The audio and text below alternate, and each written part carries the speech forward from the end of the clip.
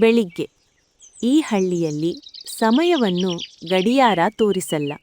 ಸೂರ್ಯೋದಯವೇ ಘಂಟೆ, ಸೂರ್ಯಾಸ್ತವೇ ವಿರಾಮ. ಇಲ್ಲಿ ಬದುಕು ಸ್ವಾಭಾವಿಕವಾಗಿ ಹರಿಯುತ್ತದೆ. ಬೆಳಗಿನ ಹಳ್ಳಿ. ಬೆಳಕು ಮೂಡುವ ಮೊದಲೇ ಹಳ್ಳಿ ಎದ್ದಿರುತ್ತದೆ.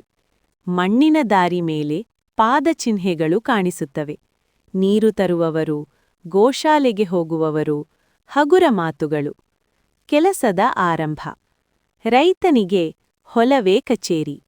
ಅವನ ನಿರ್ಧಾರಗಳು ಆಕಾಶದ ಕಡೆ ನೋಡುತ್ತಲೇ ಆಗುತ್ತವೆ. ಮಳೆ ಇದ್ದರೆ ಆಶೆ, ಬಿಸಿಲಿದ್ದರೆ ಸಹನೆ. ಊಟದ ಸಮಯ. ಇಲ್ಲಿ ಊಟ ಗಡಿಯಾರ ನೋಡಿ ಅಲ್ಲ, ಹಸಿವಿನ ಮಾತು ಕೇಳಿ. ಸರಳ ಅಡುಗೆ, ಒಟ್ಟಿಗೆ ಕೂತು ತಿನ್ನುವ ಮನಸ್ಸು. ಮಧ್ಯಾಹ್ನದ ಮೌನ. ಬಿಸಿಲು ಹೆಚ್ಚಾದಾಗ ಹಳ್ಳಿ ನಿಧಾನವಾಗುತ್ತದೆ. ಮರದ ನೆರಳು ವಿಶ್ರಾಂತಿಯ ಸ್ಥಳ. ಆ ಮೌನದಲ್ಲೂ ಬದುಕಿನ ಶಬ್ದ ಇದೆ. ಮಕ್ಕಳ ಆಟದ ಸದ್ದು, ಹಳ್ಳಿಯ ನಗು. ಇಲ್ಲಿ ಆಟವೂ ಶಿಕ್ಷಣವೇ. ಮಣ್ಣು, ಮರ, ಹಕ್ಕಿಗಳು ಅವರ ಗುರುಗಳು.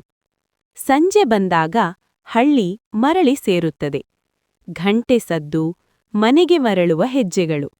ರಾತ್ರಿ ದೀಪದ ಬೆಳಕು. ಕಥೆಗಳು, ನಗು, ನಿಶ್ಶಬ್ದ. ನಗರದ ಗದ್ದಲವಿಲ್ಲ, ಆದರೆ ಮನಸ್ಸಿಗೆ ಶಾಂತಿ.